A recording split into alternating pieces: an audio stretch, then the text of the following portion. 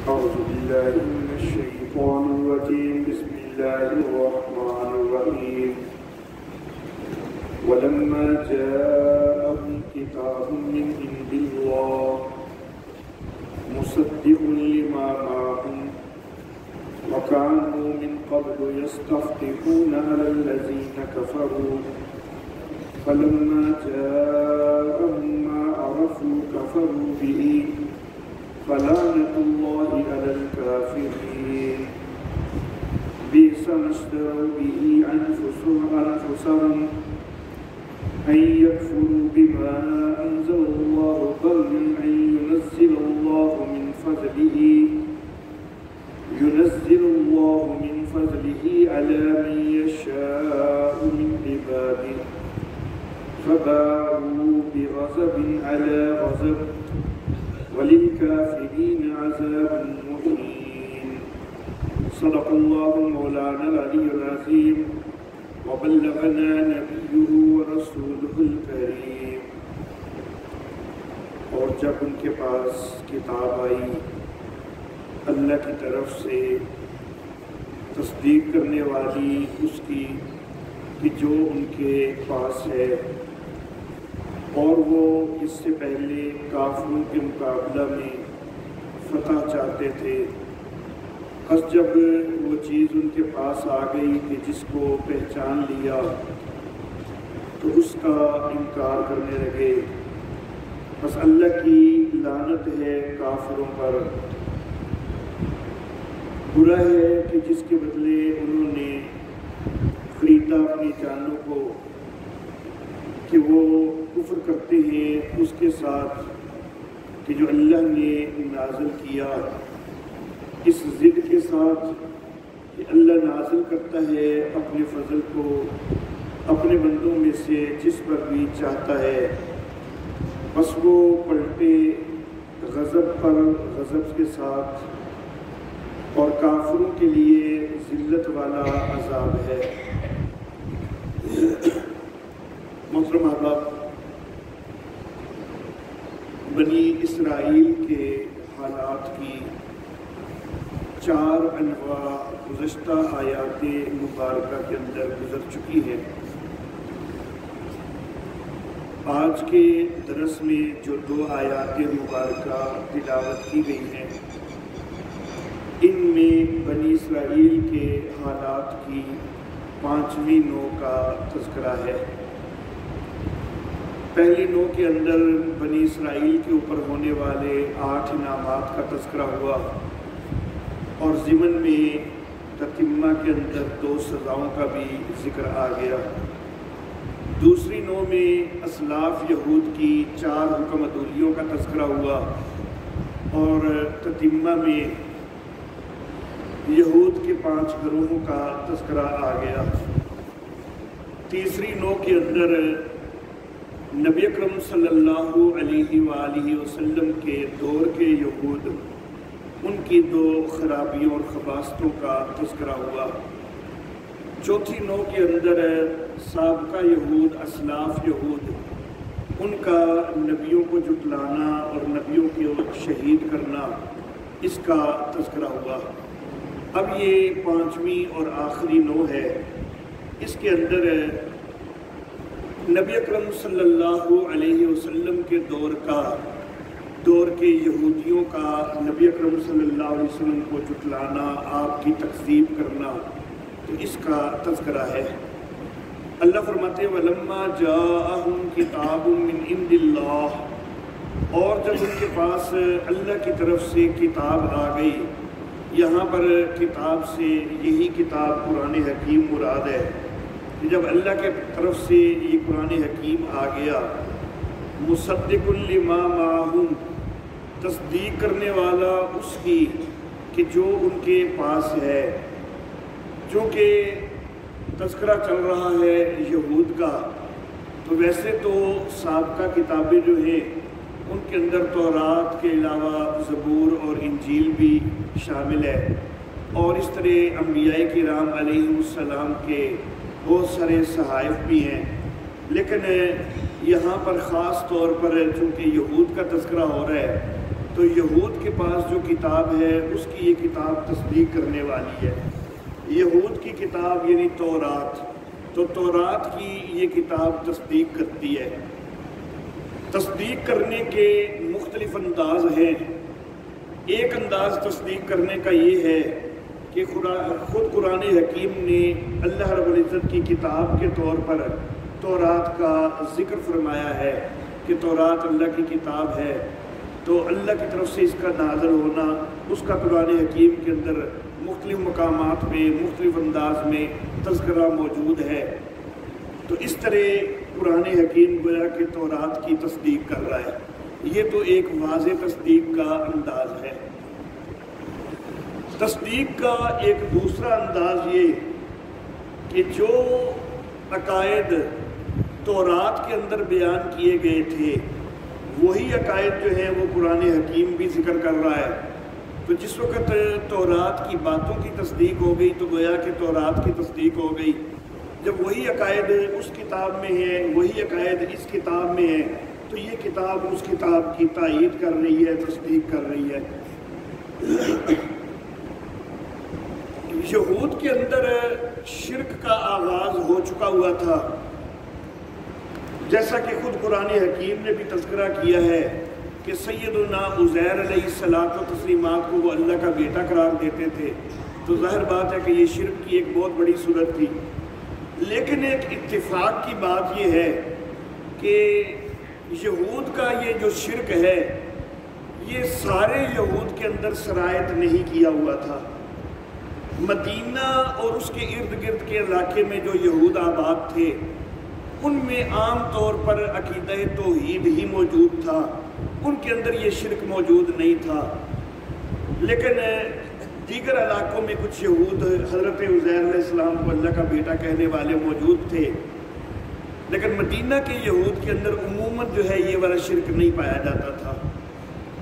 تو مدینہ کے یہود جو ہیں وہ عموماً توحید کو ماننے والے تھے، تو یہ کتاب بھی توحید کا درس دیتی ہے، تو یہ ان کی کتاب کی تصدیق ہو گئی۔ جن لوگوں نے شرک کر بھی لیا تھا شروع، تو وہ بھی تو تحریف کے ذریعے ہی کیا تھا، جو اصل کتاب کی تعلیم تھی تو اس میں تو شرک کوئی نہیں تھا۔ تو بہرحال چونکہ تورات کے مضامین کی تصدیق ہو گئی تو پھر تورات کی بھی تصدیق ہو گئی۔ تصدیق کا ایک تیسرا انداز کہ تورات کے اندر نبی اکرم صلی اللہ علیہ وآلہ وسلم کی بشارات موجود ہیں، آپ کے متعلق کئی نشانیاں اور واضح خوشخبریاں موجود ہیں کہ نبی آخر الزمان نے آنا ہے، آنا بھی مدینہ کے علاقہ میں ہے۔ اگر نبی اکرم صلی اللہ علیہ وآلہ وسلم تشریف نہ لاتے، یہ کتاب نازل نہ ہوتی، قرآن حکیم نازل نہ ہوتا، تو پھر تو گویا کہ تورات کی وہ پیشین گوئیاں پوری کوئی نہ ہوتی۔ تو جب تورات کی پیشین گوئیاں پوری نہ ہوتی تو پھر تورات پر اعتماد ختم ہو جاتا۔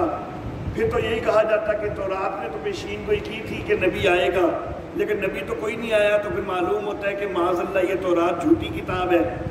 تو چونکہ تورات کے اندر جو پیشین گوئیاں ہوئی ہیں وہ اس کتاب کے آنے کے ساتھ، نبی اکرم صلی اللہ علیہ وسلم کے آنے کے ساتھ وہ پیشین گوئیاں پوری ہو گئی ہیں، تو اس سے بھی تصدیق ہو گئی کہ وہ کتاب واقعی سچی کتاب تھی، تبھی تو اس کے اندر آنے والی پیشین گوئیاں جو ہے وہ پوری ہوئی ہیں۔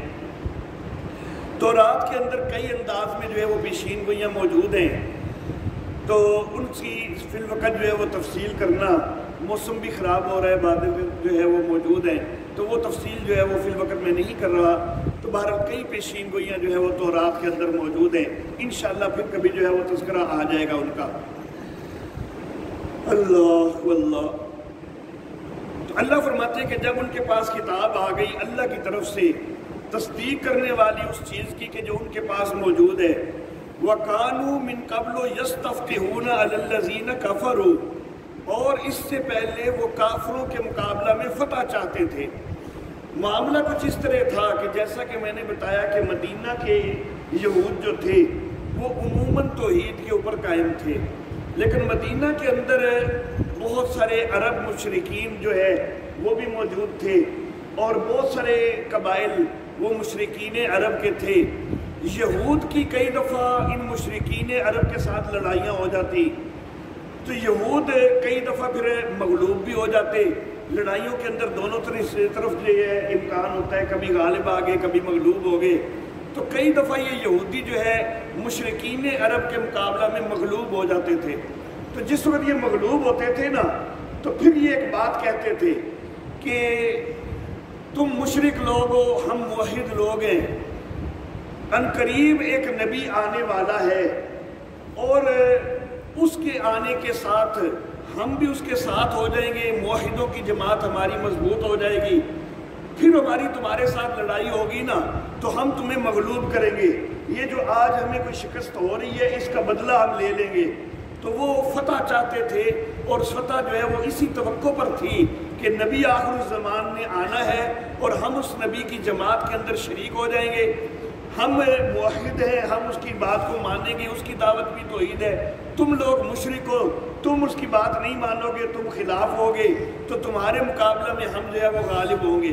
تو اللہ فرماتے ہیں کہ اس سے پہلے وہ کافروں کے مقابلہ میں فتح بھی چاہتے تھے، یعنی نبی اکرم صلی اللہ علیہ وسلم کی امید تھی ان کو کہ نبی اکرم صلی اللہ علیہ وسلم آئیں گے اور ان کے ساتھ ہو کر ہمیں فتح حاصل ہوگی۔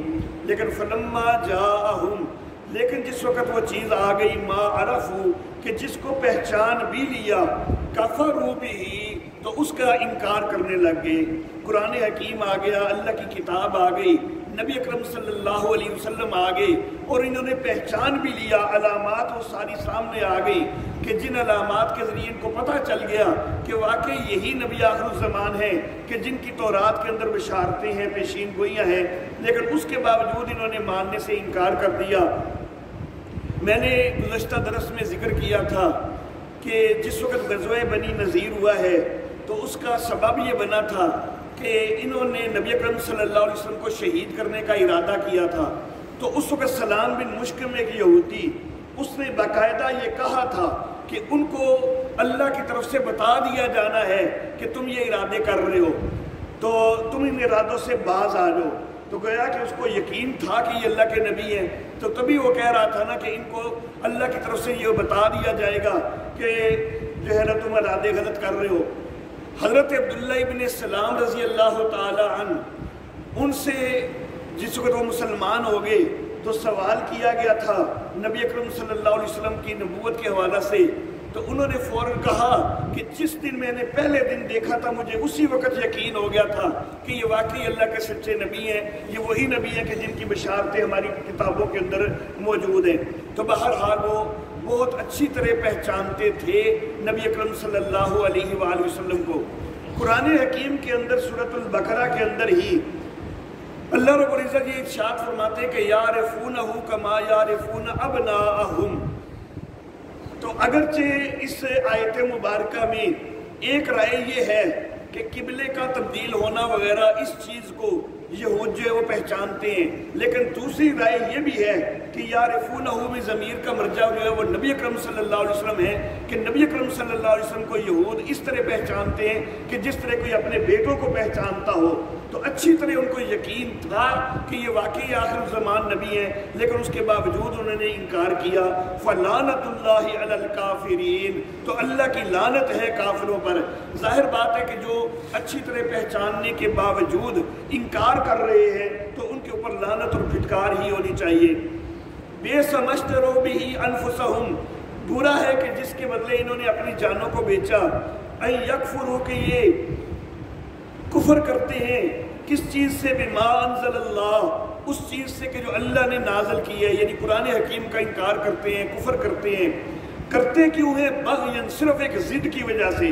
کون سی ضد ہے؟ کہ ان ينزل اللہ من فضلہ علی من یشاء من عبادہ، کہ اللہ اپنے فضل کو اپنے بندوں میں سے جس پر چاہتا ہے نازل کرتا ہے۔ ان کو توقع یہ تھی کہ وہ جو نبی آخر الزمان آئے گا وہ بنی اسرائیل میں سے آئے گا، ہماری برادری میں سے آئے گا، لیکن اللہ تو بے نیاز ہے اور اللہ تو اپنے فضل کو جس پر چاہتا ہے اس پر نازل کرتا ہے نا۔ تو یہ جو اللہ کا اصول ہے کہ اللہ اپنے فضل کو جس پر چاہتا ہے نازل کرتا ہے، اس اصول سے جو ہے نا ان کو جو ہے ضد ہو گئی۔ ان کو خیال تھا کہ یہ بنی اسرائیل میں سے آئے گا، لیکن میرے آقا صلی اللہ علیہ وسلم تو بنی اسماعیل میں سے آ گئے۔